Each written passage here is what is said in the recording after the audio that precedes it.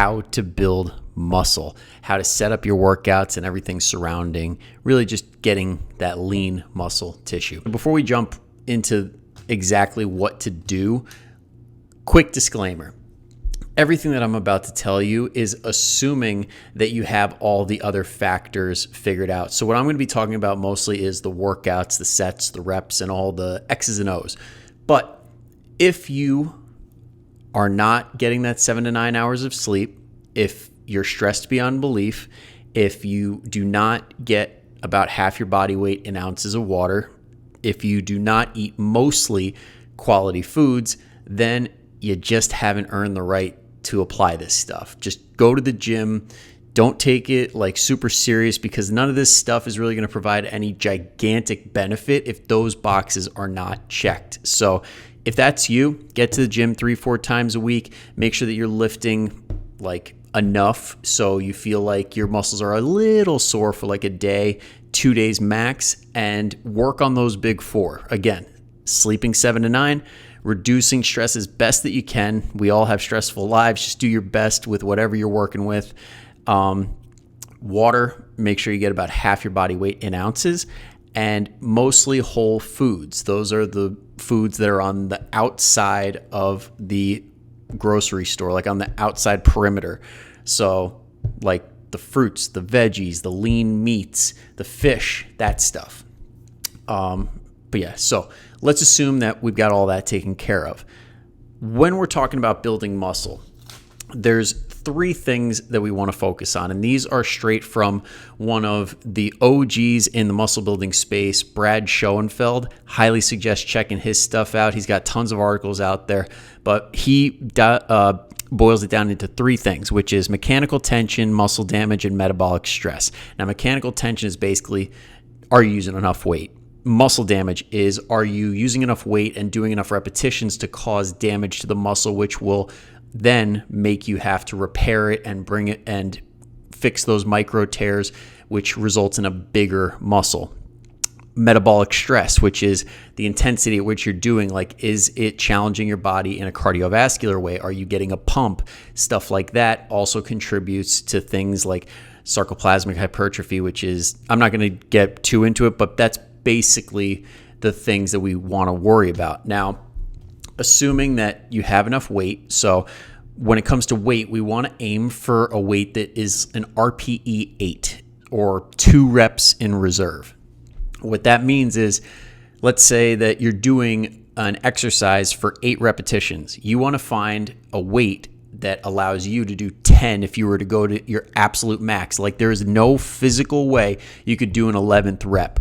But you stop at 8 repetitions. So you have 2 repetitions in reserve, and it's like an 8 out of 10 on the RPE scale. RPE and RIR are very, very similar. It's just how many reps do you have left in the tank? 8 out of 10 means you have 2 left.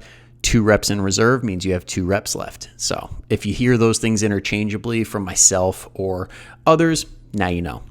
When it comes to muscle damage, that's assuming that we're doing the right amount of repetitions with the right amount of weight.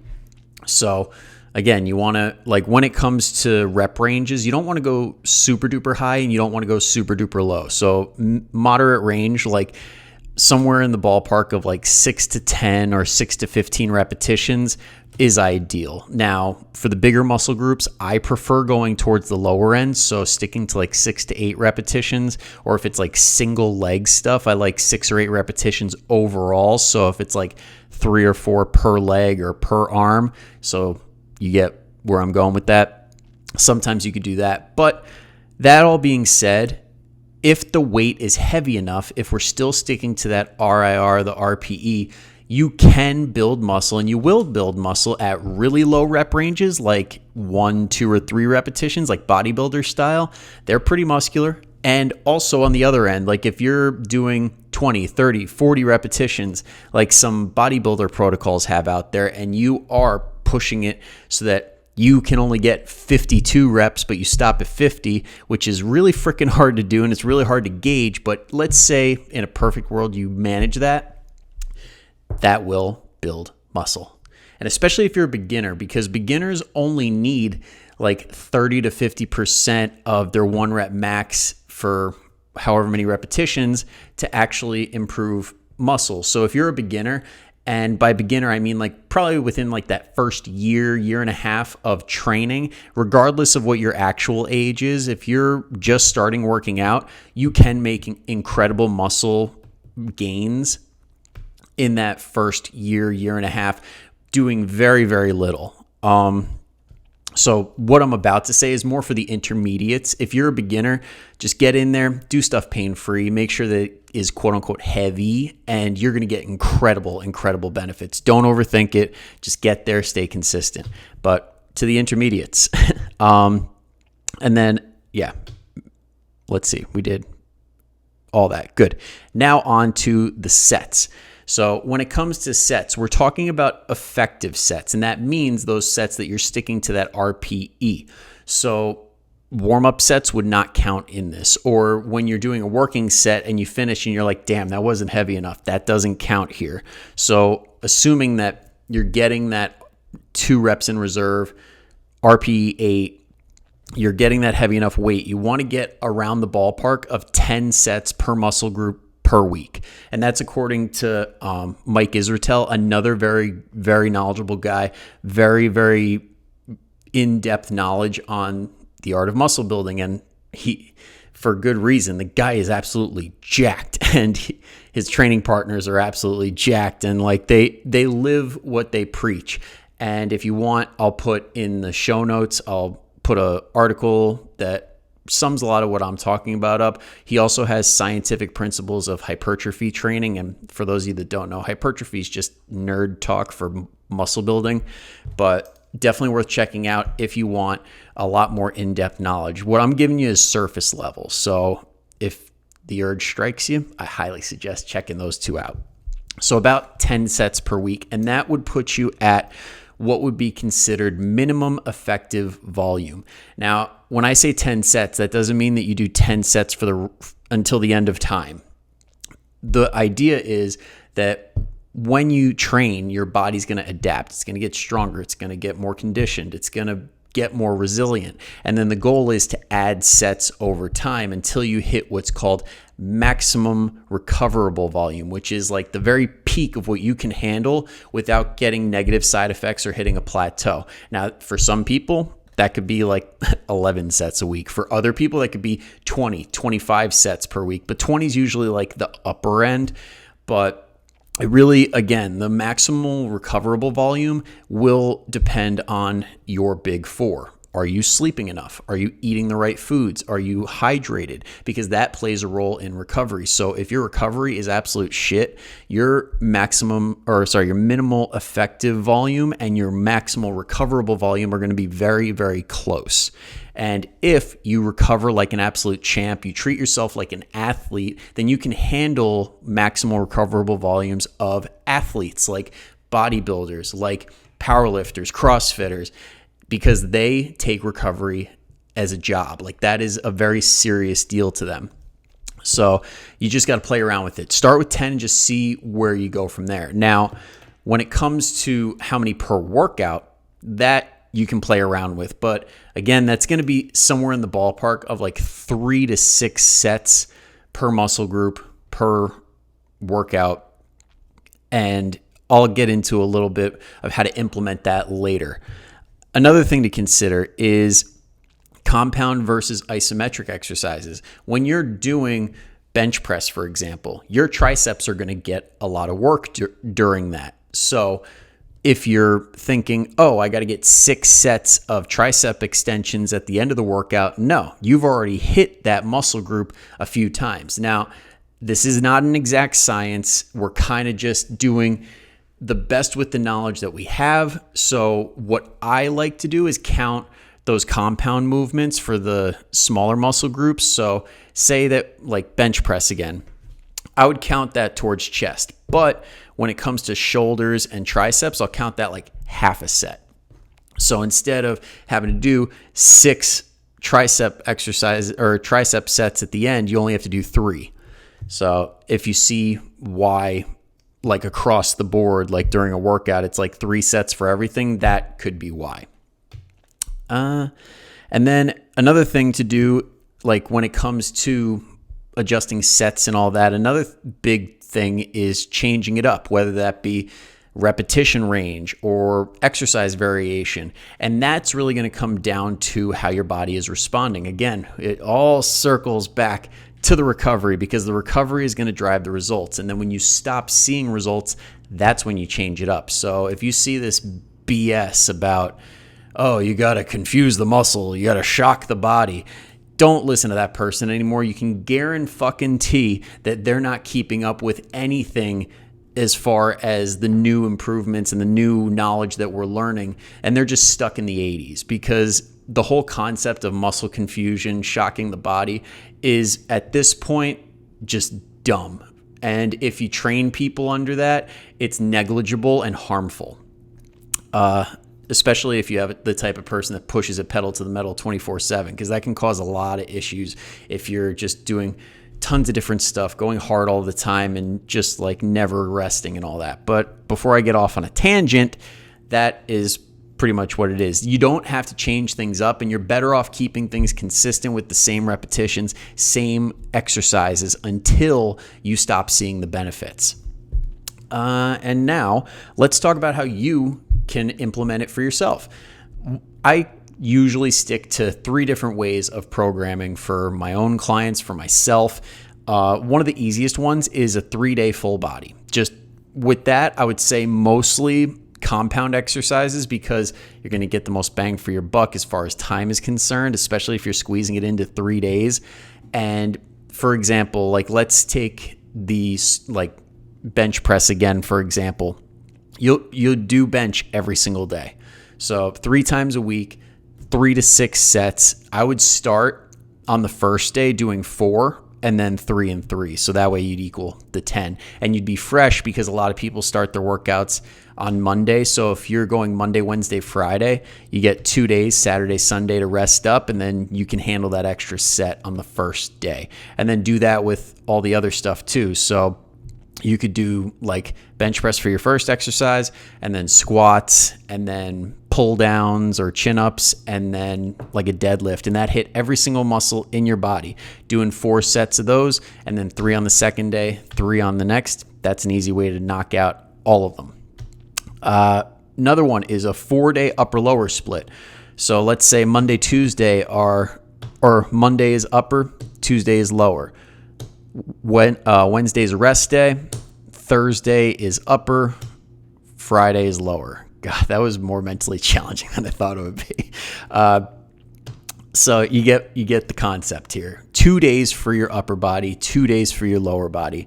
So on that upper body day, let's go with that bench press again. So you're doing bench press for say 3 to 4 sets, and then on the next day, you would also be doing 3 to 4 sets. So now we're stuck at 8, which means that you can add in another exercise. So like a pec fly or a push-up or something like that for 3 to 4 sets. And then that would count for that day.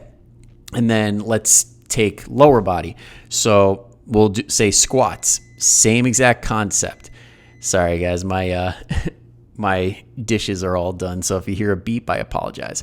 But lower body, let's take squats for example. You did 4 sets of squats on the day 1, 4 sets on the day 2, and now you've got 8 sets there. You could do 2 or 3 or 3 or 4 sets of, say, a split squat or a leg extension exercise to hit your quads. That's another way that you can do it.